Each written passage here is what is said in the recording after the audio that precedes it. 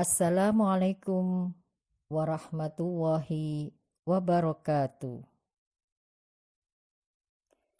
Innal hamdalillahi nahmaduhu wa nasta'inuhu wa nastaghfiruh wa na'udzu billahi min syururi anfusina wa min sayyiati a'malina.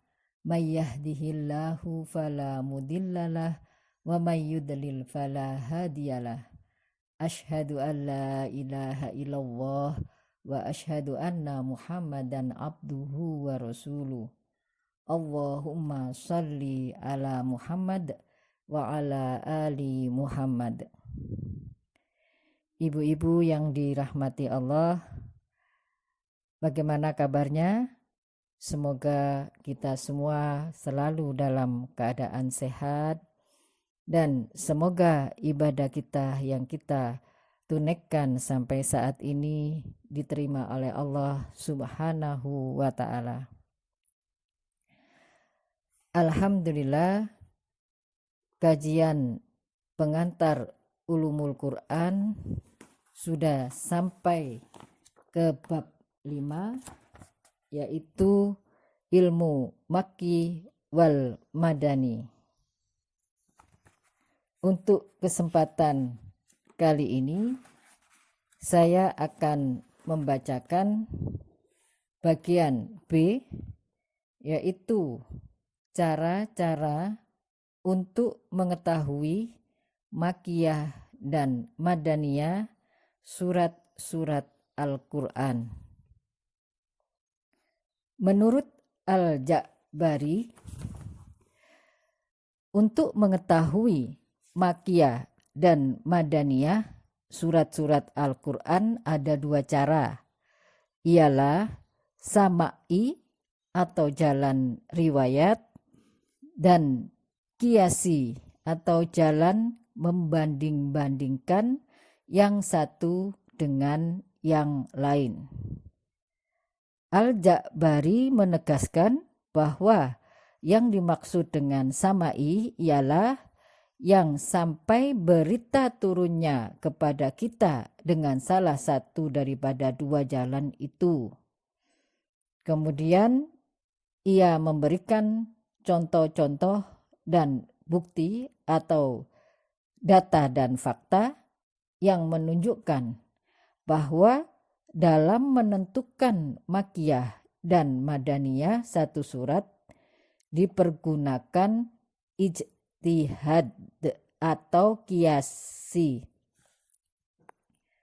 Dan apabila kita bandingkan contoh-contoh yang diberikan oleh Al-Ja'bari dan contoh-contoh yang diberikan oleh ulama-ulama lain yang boleh mempelajari Al-Quran dengan sedalam-dalamnya dan telah meresapi keindahan seni bahasanya dan uslub-uslubnya, maka dapatlah kita rumuskan atau simpulkan dari kesemuanya itu suatu dhabit kiasi atau pedoman yang bersifat analogis yang dapat kita gunakan untuk membedakan antara surat-surat Makkiyah dan surat-surat Madaniyah.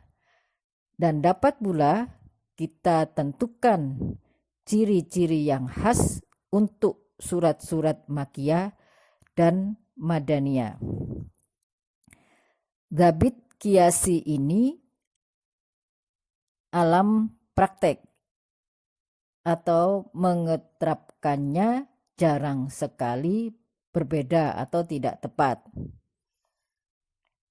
Ciri-ciri khas surat Makkiyah sesuai dengan dhabit kiasi yang telah ditetapkan, maka ciri-ciri khas surat Makkiyah ada dua macam, yaitu ciri-ciri khas yang bersifat qat'i dan ciri-ciri khas yang bersifat aghlabi. Ciri-ciri khas yang bersifat qot'i untuk surat Makkiyah itu mempunyai 6 ciri. Yang pertama, setiap surat yang terdapat ayat sajdah di dalamnya ada surat Makkiyah. Sebagian ulama mengatakan bahwa jumlah ayat sajdah ada 16 ayat. 2. Setiap surat yang terdapat di dalamnya lafaz kalla adalah Makkiyah. Al-Ummani dalam kitabnya menerangkan bahwa separuh Al-Quran yang terakhir itu sebagian besar turun di Mekah, dan sasarannya pada umumnya golongan-golongan yang keras kepala atau yang a priori menentang ajaran Islam. Maka lafaz kalla dipakai untuk memberi peringatan yang tegas dan keras kepada mereka. 3. Setiap surat yang terdapat di dalamnya ya ayyuhan nas dan tidak ada ya ayyuhalladzina amanu adalah Makkiyah, kecuali surat Al-Hajj. Surat Al-Hajj ini sekalipun pada ayat 77 terdapat ya ayyuhalladzina amanu, tetapi surat ini tetap dipandang Makkiyah. 4. Setiap surat yang terdapat kisah-kisah para nabi dan umat-umat manusia yang terdahulu adalah Makkiyah, kecuali surat Al-Baqarah. 5. Setiap surat yang terdapat di dalamnya kisah Nabi Adam dan Iblis adalah Makkiyah, kecuali surat Al-Baqarah. 6. Setiap surat yang dimulai dengan huruf tahajji, huruf abjad adalah Makkiyah, kecuali surat Al-Baqarah dan Al-Imran. Yang dimaksud dengan huruf tahajji ialah alif lam ro, alif lam mim ro. Tentang surat Al-Ra'du masih dipersoalkan, tetapi menurut pendapat yang lebih kuat bahwa surat Al-Ra'du itu Makkiyah karena melihat style bahasanya dan kandungannya. Keenam ciri khas tersebut di atas dengan beberapa kekecualian merupakan ciri-ciri yang qot'i untuk surat Makkiyah yang tepat benar penerapannya. Ciri-ciri khas yang bersifat aghlabi untuk surat Makkiyah.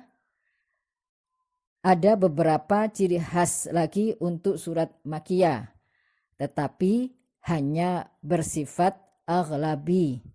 Artinya pada umumnya ciri tersebut menunjukkan Makkiyah ialah 1.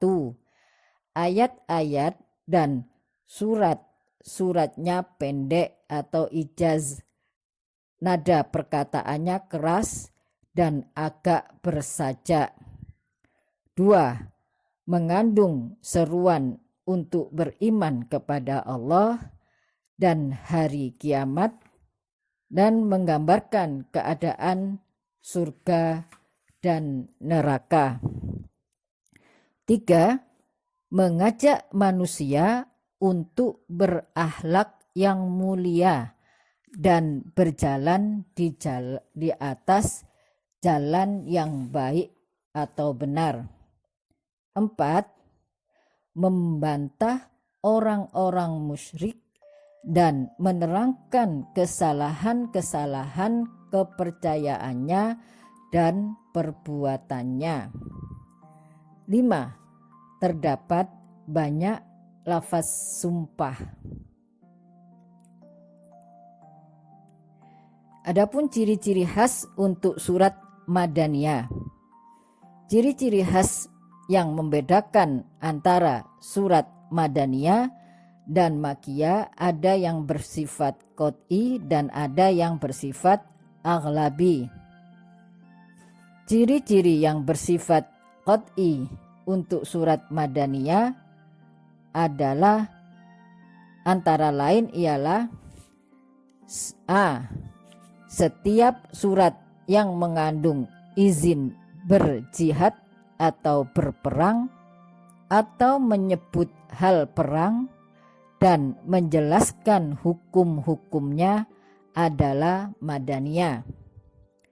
B. Setiap surat yang memuat penjelasan secara terperinci tentang hukum pidana, hukum faraid atau warisan, hak-hak perdata, peraturan-peraturan yang berhubungan dengan perdata atau sivil, kemasyarakatan, dan kenegaraan adalah Madaniyah. Setiap surat yang menyinggung hal ihwal orang-orang munafik adalah Madaniyah, kecuali surat Al-Ankabut yang diturunkan di Mekah. Hanya 11 ayat yang pertama dari surat Al-Ankabut itu adalah Madaniyah, dan ayat-ayat tersebut menjelaskan perihal orang-orang munafik. D. Setiap surat yang membantah kepercayaan, pendirian, tata cara keagamaan ahlul kitab, Kristen dan Yahudi yang dipandang salah dan mengajak mereka agar tidak berlebih-lebihan dalam menjalankan agamanya adalah Madaniyah, seperti surat Al-Baqarah, Ali Imran, Al-Nisa, Al-Maidah, dan Al-Taubat. Adapun ciri-ciri khas yang bersifat aghlabi untuk Madaniyah antara lain ialah 1. Sebagian surat-suratnya panjang-panjang, sebagian ayat-ayatnya pun panjang-panjang, itnab, dan gaya bahasanya cukup jelas di dalam menerangkan hukum-hukum agama. 2. Menerangkan secara terperinci bukti-bukti dan dalil-dalil yang menunjukkan hakikat-hakikat keagamaan. Sasaran dakwah yang berbeda memerlukan pendekatan, metode, dan materi dakwah yang berbeda. Ciri-ciri khas untuk surat-surat Madinah itu baik berupa maudhu'nya, topiknya, maupun berupa uslubnya, style bahasanya, baik yang bersifat qot'i maupun yang bersifat aghlabi, dapat menggambarkan kepada kita langkah-langkah yang sangat bijaksana yang telah ditempuh oleh Islam di dalam menetapkannya, menyampaikan dan melaksanakan syariat Islam, yakni ditempuh secara berangsur-angsur, tidak sekaligus. Misalnya, kitab atau seruan Al-Quran yang ditujukan kepada penduduk Madinah tidaklah mungkin sama dengan seruannya kepada penduduk Mekah, sebab situasi dan kondisinya memang berbeda antara Mekah dan Madinah pada waktu itu. Di Mekah terdapat orang-orang yang keras kepala, yang menentang Nabi dan orang-orang Islam, maka relevan atau tepatlah diturunkan ayat-ayat Al-Quran seperti surat Al-An'am 33. Qad na'lamu annahu la yahzunuka alladhi yaqulun. Artinya, sesungguhnya kami mengetahui bahwasanya apa yang mereka katakan itu menyedihkan hatimu. Janganlah kamu bersedih hati. Juga surat Al-An'am 34. Walaqad kudzibat rusulum min qablik. Artinya, dan sesungguhnya telah didustakan pada rasul-rasul sebelum kamu.